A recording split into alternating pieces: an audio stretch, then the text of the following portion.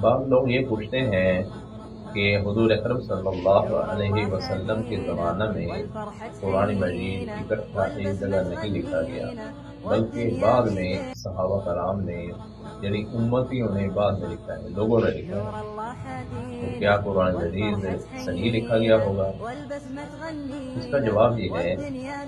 کہ دیکھیں کہ حضور اکرم صلی اللہ علیہ وسلم کے زمانہ میں پورا قرآن مجید اکٹھا لکھنا ممکن نہیں تھا، کیونکہ قرآن مجید اکٹھا تو نازل ہی نہیں ہوا، تھوڑا تھوڑا کر کے تقریباً 23 سال کے عرصہ میں نازل ہوا ہے۔ 13 سال آپ مکہ میں رہے رسالت کا اعلان کرنے کے بعد، اور اس کے بعد 10 سال ہجرت کر کے مدینہ آئے اور پھر آپ کی وفات ہو گئی۔ اس 23 سال کے عرصہ میں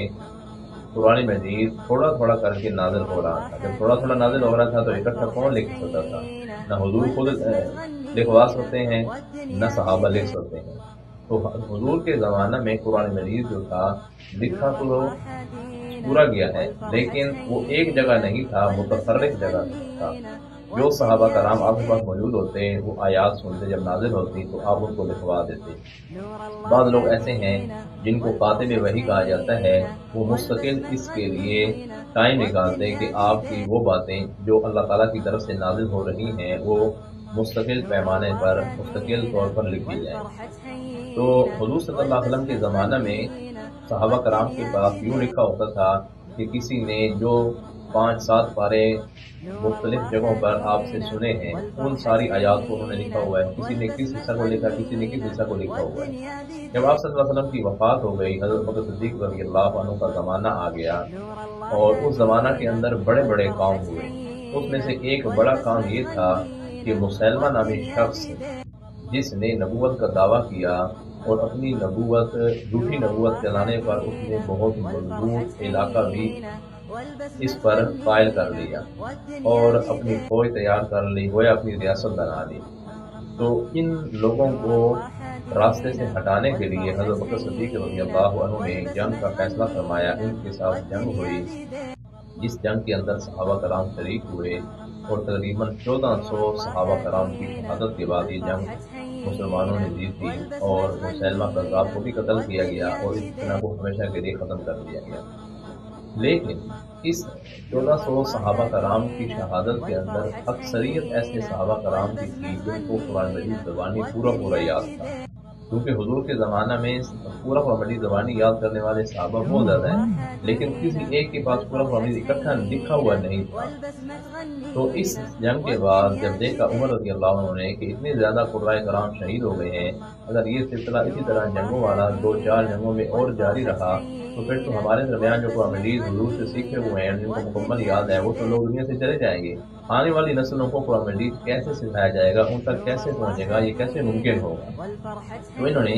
پھر اپنے خلیفہ حضرت بکر صدیق رضی اللہ عنہ کو مشورہ دیا کہ میرے دل میں یہ آتا ہے کہ ہم قرآن مجید کو ایک جگہ اکٹھا لکھیں۔ حضرت بکر صدیق رضی اللہ عنہ نے فرمایا کہ جو کام آپ صلی اللہ علیہ وسلم نے اپنی زندگی میں نہیں فرمایا کہ وہ کام ہم کیسے کر سکتے ہیں،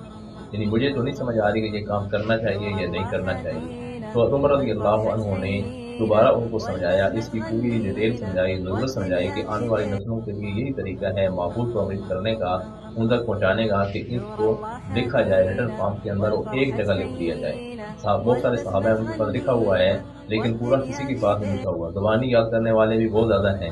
تو ایسا طریقہ کار اختیار کیا جائے کہ وہ ایک جگہ جمع ہو جائے۔ اس پر ابو صدیق رضی اللہ فرمائے ٹھیک ہے، پھر ایسا کرتے ہیں تو کس کے ذمہ لگایا جائے۔ پھر مزید مشاورت کی گئی تو حضرت زید رضی اللہ عنہ کے حصہ میں یہ خدمت آئی، ان کا نام آیا کہ یہ کام وہ کریں گے، ان کے لیے ایک ٹیم ہوگی، بہت سارے ایسے صحابہ جو کہ مکمل حافظ ہیں وہ ان کا ساتھ دیں گے۔ طریقہ کار یہ ہوگا کہ کوئی شخص قرآن مجید جس کے پاس لکھا ہوا ہے وہ آ کر کے لکھوائے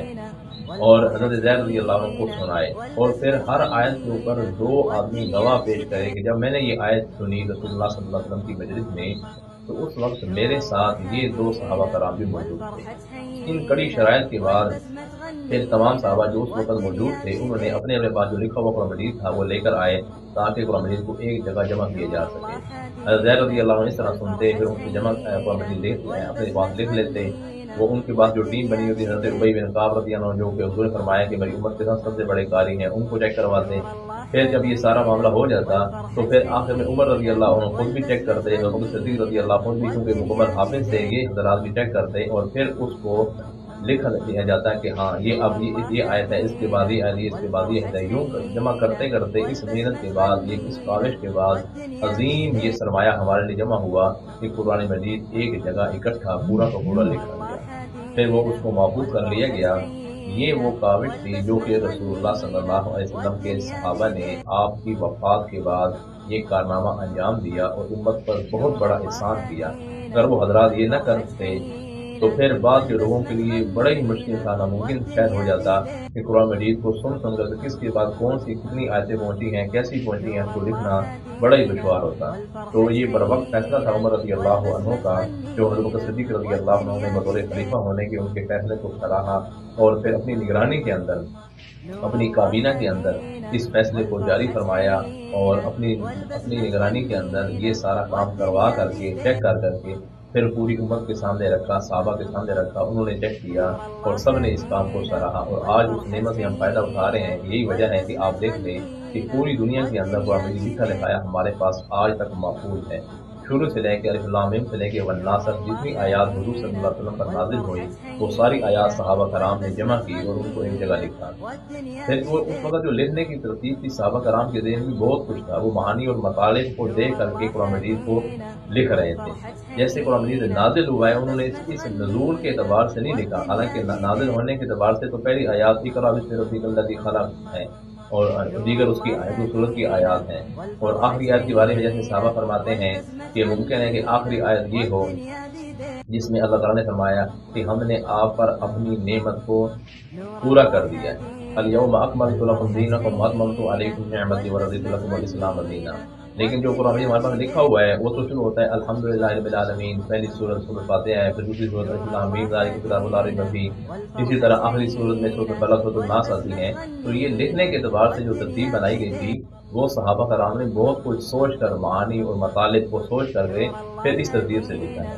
تو یہ وہ پہلا کام ہوا تھا صحابہ کرام کے زمانہ کے اندر، یہ حضرت صدیق رضی اللہ عنہ کی خلافت کے اندر، جو کام امت کی بہت بڑی ضرورت تھی جو اللہ تعالیٰ نے ان سے دیا، اور اس کا یہ فائدہ ہوا کہ آج ہمارے پاس ریٹن فارم کے اندر قرآن مجید بالنوان اسی طرح محفوظ اور موجود ہے جیسے رسول اللہ صلی اللہ علیہ وسلم کی زندگی کے اندر نازل ہوا۔ اسی سے ہم ہدایت حاصل کر رہے ہیں، اسی سے ہم اللہ تعالیٰ کی پہچان کر رہے ہیں، رسول اللہ صلی اللہ علیہ وسلم کی حقانیت، دین اسلام کی حقانیت کو پہچان رہے ہیں، اور اپنے لیے صراط مستقیم طے کرتے ہوئے آخرت کی تیاری کر رہے ہیں۔ اللہ تعالیٰ ہمیں ہمیشہ قرآن مجید کے ساتھ جڑے رہنے کی توفیق نصیب فرمائے۔